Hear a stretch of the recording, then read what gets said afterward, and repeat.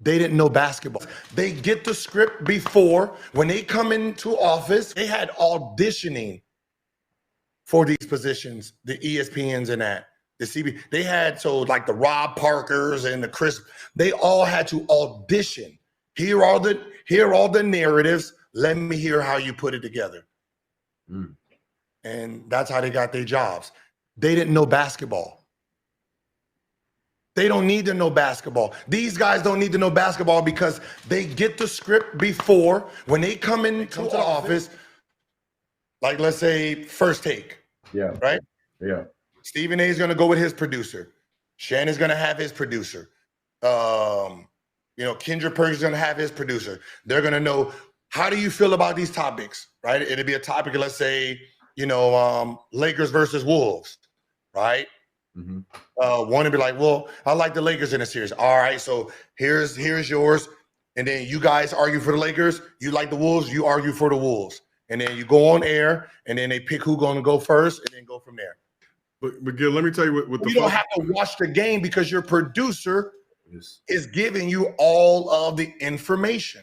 Okay. But let me tell you the fuck shit about it though, Gil. You may walk in and be like, "Oh, I want to talk Lakers and Bron and Luke and whoop whoop whoop." They may be like, Gil, you sure you want to do that? Why don't you say the Wolves and Ant-Man and do this thing right here?" Because Stephen A is already gonna say the Luka take. So why don't you talk about Nas Reed and DiVincenzo and blue, but they'll make you flip your joint and say something you might not even really believe just because you can't have everybody on the set all agreeing and saying the same thing. And that's how it's built. So you don't have to actually watch, like you've seen when they pan the screen over to like Charles Barkley and them. How you think they catch, like when they catch them sleeping, Shaq sleep?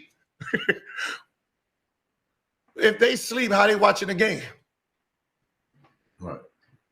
Right. But it's just they don't have to because everything is done for them. They just got to lay it out. That's why they sound so off majority of the time.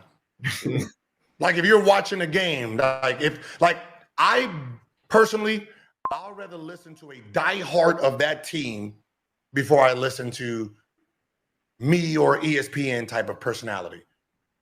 Right? If you're a Detroit Pistons diehard, you watch every game and you're there, you know 99% more than I do on that team. Shout out Spectrum Sports. I'm just going to be Googling in real time, looking at and then coming up with an assessment. Unless I watch that game that night. But for the most part, the fans of those teams, the diehards, you know more about your team and those players more than anybody else that's just on TV, watching a whole bunch of games, barely watching. Just to be honest with you. Shout out to all. So looking at this clip, we can assume that Gilbert Arenas will not be making any more cameos on ESPN. All right. Because we saw him, was it last month? I believe it was about last month. And he was good Gilbert up there, smiley, with his fake smile, pretending to be somebody else, sitting next to Stephen A. Smith, hoping that he'll be back on air. But obviously, since then, he has not been back on air. And now, he's out here spilling the beans. He's out here spilling industry secrets and dissing Stephen A. Dissing Kendrick Perkins. They don't got to watch the games. And even throwing a little jab to the TNT crew also. Saying that they don't got to watch the games because the producers control everything. Right? My question is, if this is such a negative thing, why were you trying to get into it?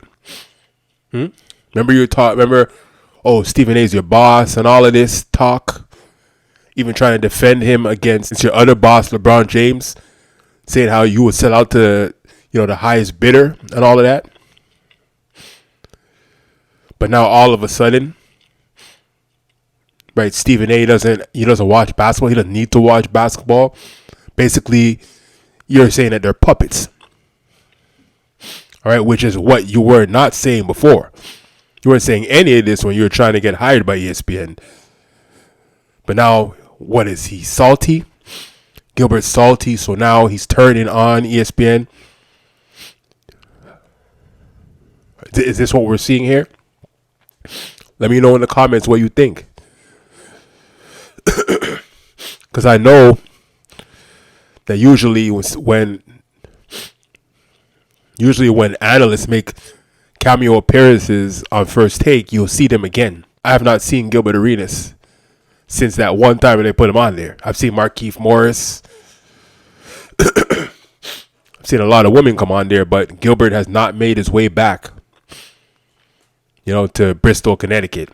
And I'm expecting that even after this, his phone number will definitely be deleted. So let me know what you think again, and that's about it. So until next time.